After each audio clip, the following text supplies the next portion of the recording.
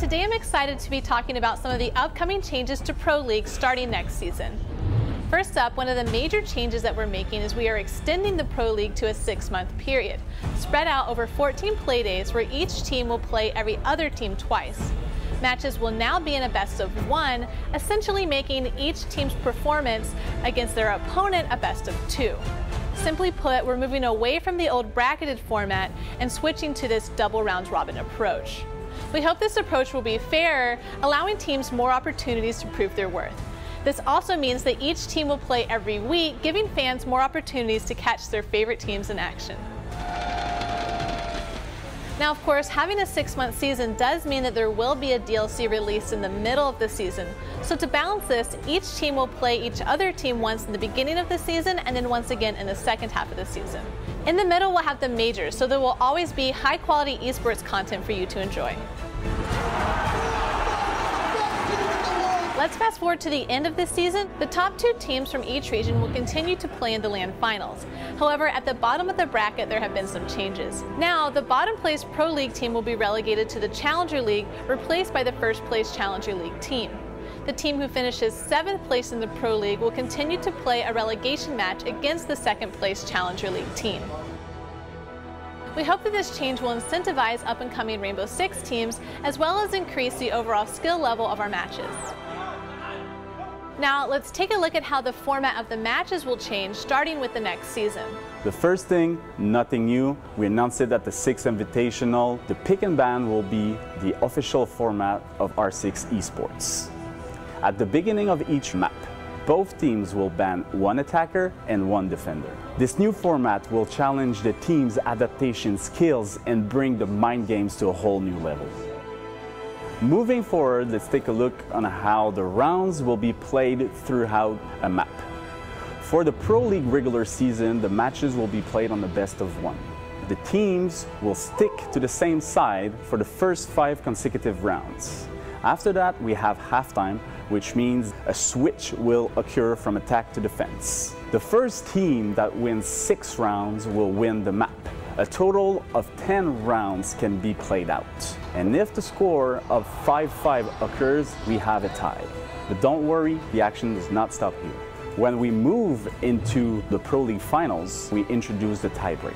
That tiebreak will be played on Classic Siege with teams switching from attack to defense each round.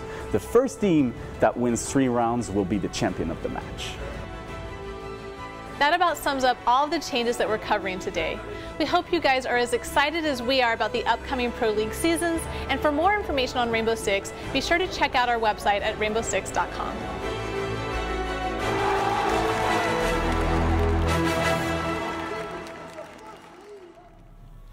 That is a look at the future of Rainbow Six Esports as we know it for Season 8.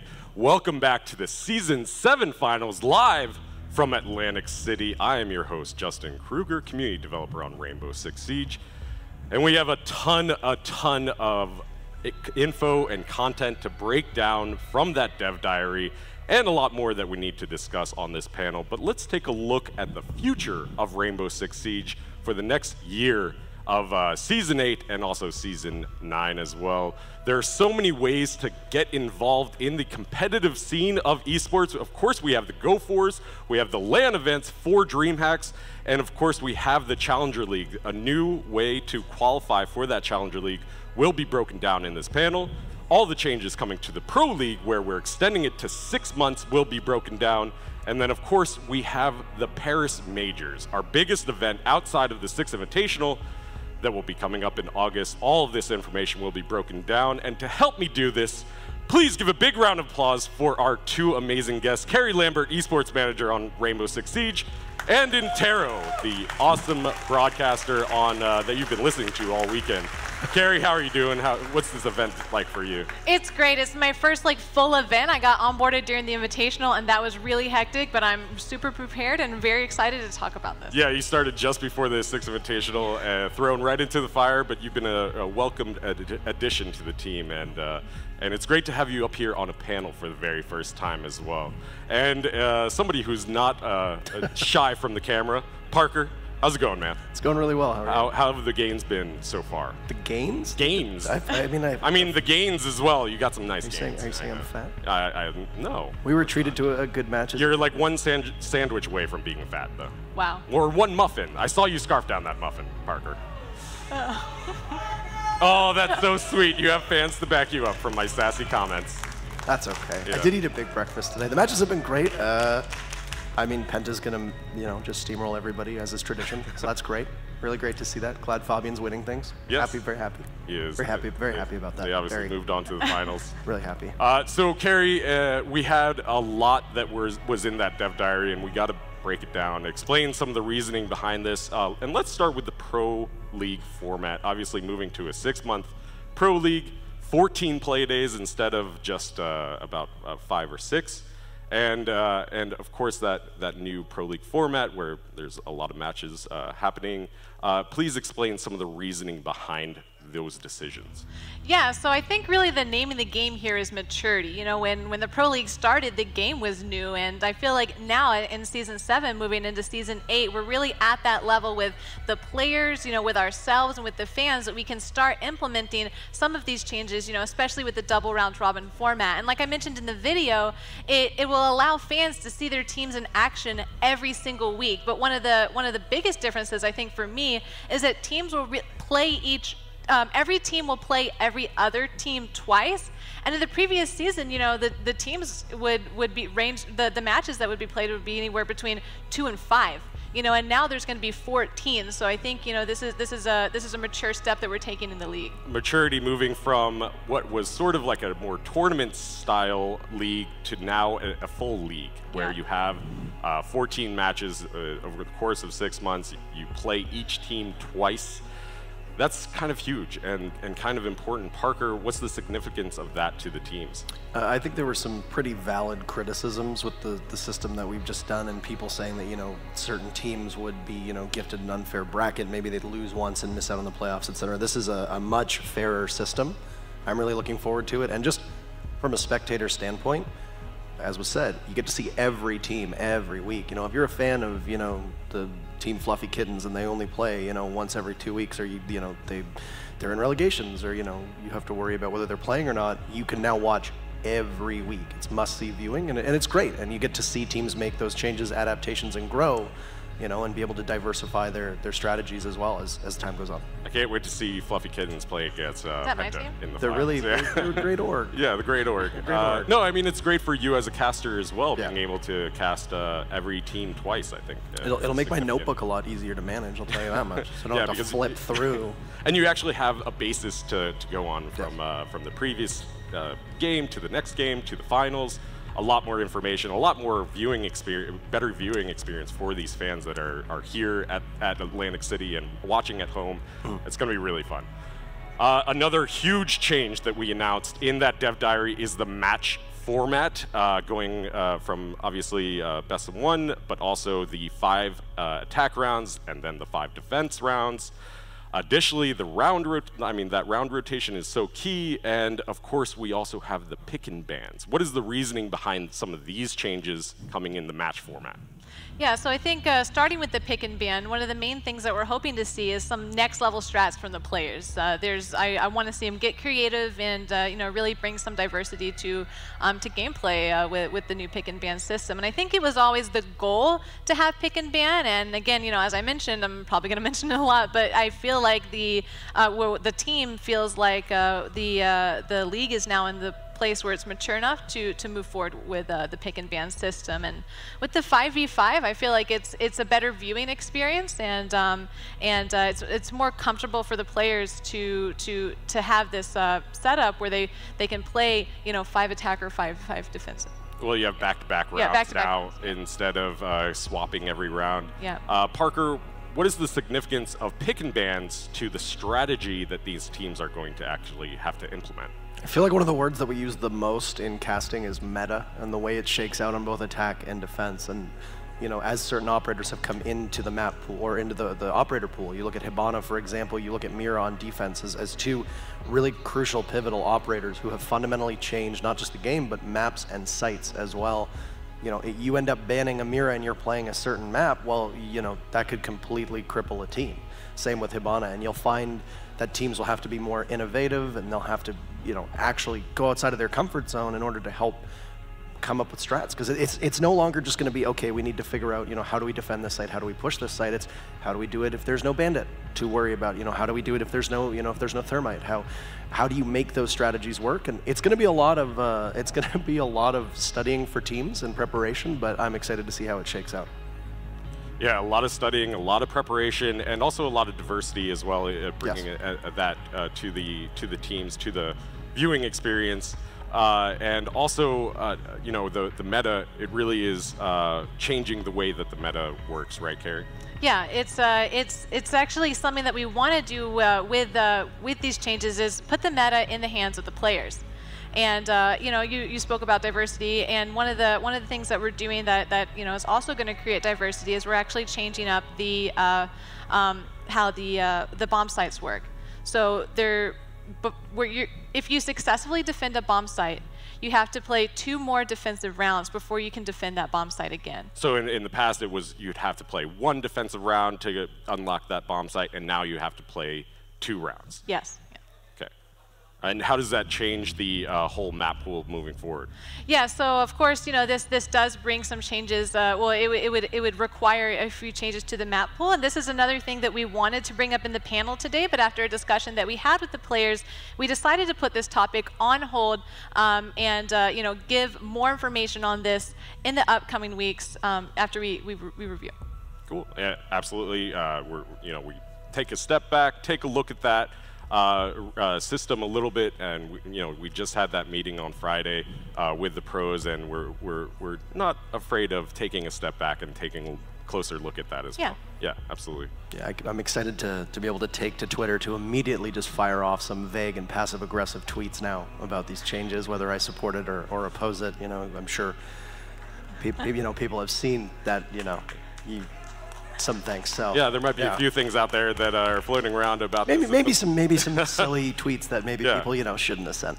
That's okay. So I'm really happy that you're hitting the pause button on this, just from the things that I know. I think these are some pretty substantial changes, and I really like them, especially the site rotation. But I think the biggest concern with that for a lot of people is, look at a map like Oregon. It's got 2 great bomb sites, 2 not so great bomb sites. This change is not just going to impact the way players play, but also what maps they're likely to go to, because now you know that if you win those 2 sites, you're left with a less enviable 3rd site.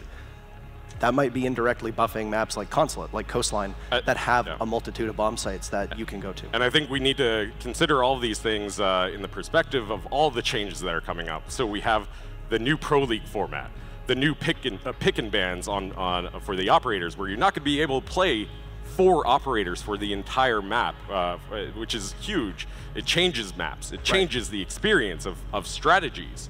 And then on top of that, you also have this bomb rotation system. So it's a lot of changes. It's kind of exciting. It's one of the biggest changes that we're introducing to the Pro League scene to date. Carrie, I mean, it's so exciting. Yeah, it's really exciting. I feel like as a team, we're confident that it's better to do this all at once than to spread it out and drag it out over a few seasons. We feel like it's the best move. Absolutely. You'll be able to find more information on all of the changes on the website if you go to rainbow6.com. One of the other big changes that we're introducing is Challenger League. I think what we're doing right now is creating a more accessible way of entering into Challenger League. Yeah, I think it brings a lot of importance to the Challenger League, giving them that direct entry into the Pro League at the end of the season if you're the top seed. Yeah, and so how does that qualifications work for the Challenger League? Yeah, so it's a 2-step process, with the first step being an open tournament ladder, where there's going to be an unlimited amount of teams with the possibility to sign up.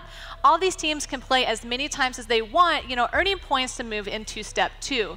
Step 2 is going to be a closed tournament Swiss system, where the teams that move up from the first step play against the teams that drop down from the Challenger League in the last season. And the winner of this will move right on into the Challenger League.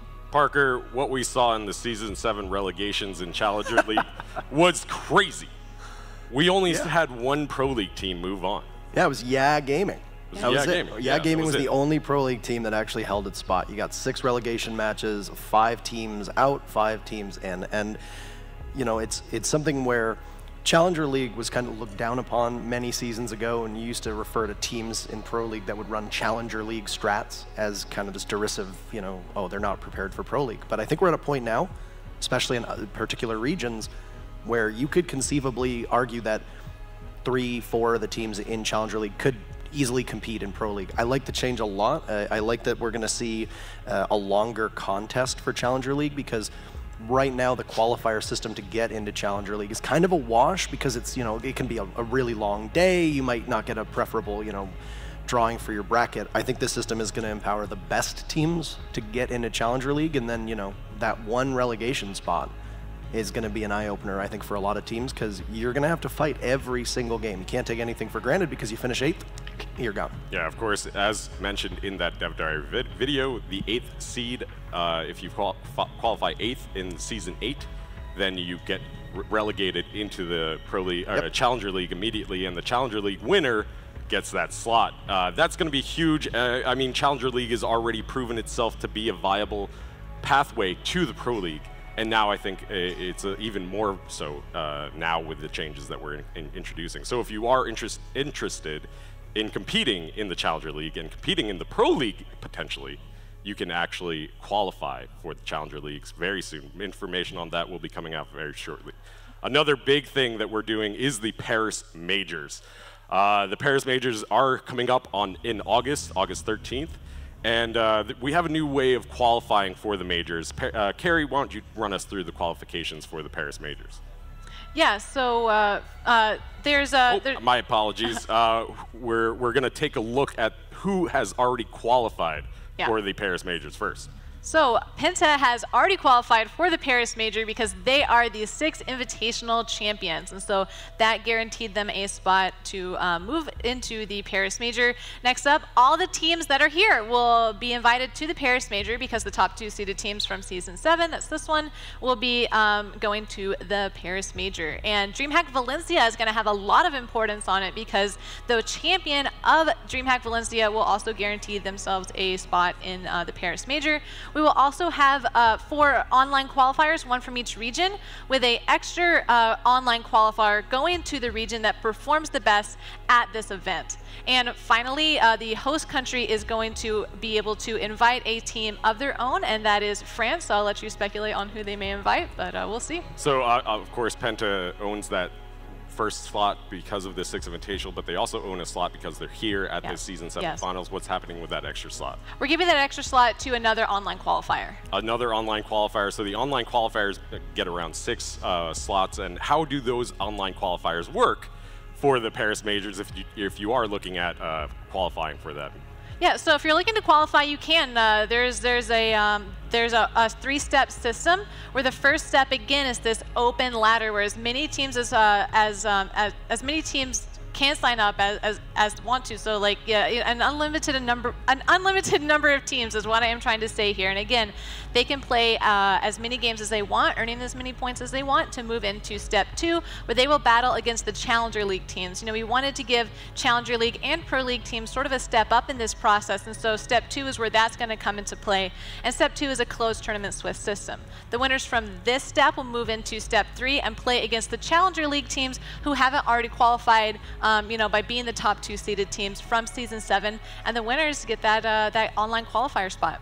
So really, I mean, this is no joke. This is a serious competition to get into the Paris Majors. You have to go through Challenger League teams, you have to go through Pro League teams, and then you have to qualify for that final slot for each region. Parker, that's going to be pretty exciting to see all those teams, you know, gunning for that slot. What do you think? What comes to mind when you think about the Paris Majors? I'm excited with the way that this structure is going to work. You know, I think it was really interesting to see the teams and the caliber of competition for the 6th Invitational. I like the system because I have a feeling that the best teams are going to, you know, end up getting out of this system in a good spot and getting those, you know, those invites. And I mean, I might be on a different side than other people in the community when I say at the major and at the invitational, I want the best teams. You know, I think it's nice to see upsets, and I think it's nice to have those Cinderella stories, but when you're competing at the biggest event, you want the teams that perform the best.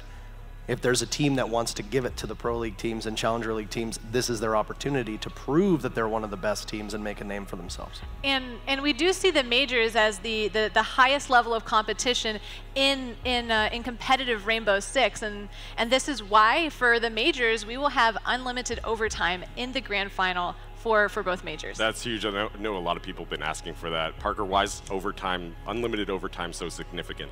It's the most fair. It's the fairest system by a country mile. You let teams compete, and I mean, it's like, you know, you can look at another esport that may come to mind that had unlimited overtime in a grand final in America not too many months ago, and it was wild to just see two incredibly even teams slug it out until one finally prevails. It's exciting. It's great for the viewer, and most importantly, it's great for the team. Can't wait for the Paris Majors. As a reminder, it's coming up in August, on August 13th. And tickets are still available for the Paris Majors, so you can find those on the online right now on rainbow6.com for more information on that. And there is a $350,000 prize pool. That's not $350,000 tickets. If you buy 350,000 tickets, I will personally take you on a date in Candlelit Paris. dinner with Justin. Candlelit dinner in Paris with Justin. I will. That'll be fun. It's an expensive dinner. Yeah.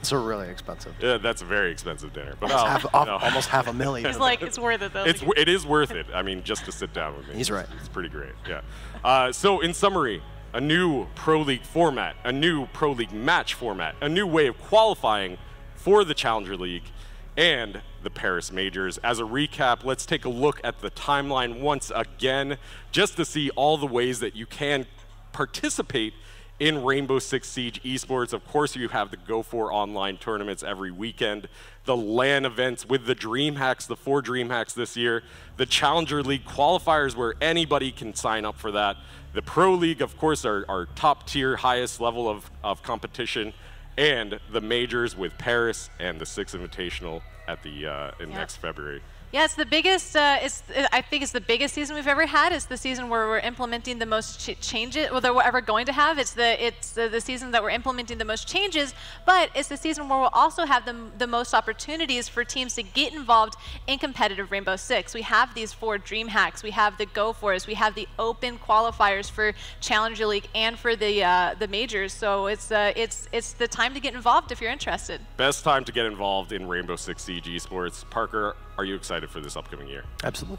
It's been awesome to watch the growth of the game as well as the growth of the pro scene. I think these changes are very welcomed. I'm really excited for them, you know, and I think that it's going to make for a great amount of competition between teams, and most importantly, it's doing so while still providing an excellent opportunity for people to engage by either playing in the ladder systems, qualifying for the majors, and then of course for the viewers at home, it's streamlining, I think, a lot of things with the broadcast that I think will make it a lot easier to follow and be more engaging for newer viewers too. So a better viewership, a better playing experience for these players, and a whole lot more esports coming up right for you.